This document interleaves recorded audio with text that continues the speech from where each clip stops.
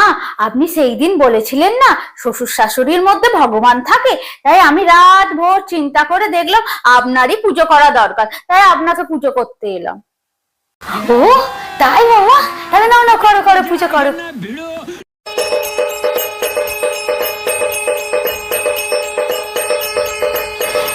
মা, দুধটা খেয়ে নিন।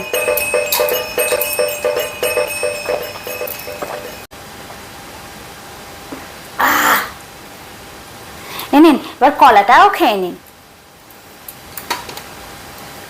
বাহ বৌমা, খুব সুন্দর খুব সুন্দর। মা, এবার আমাকে আশীর্বাদ করুন।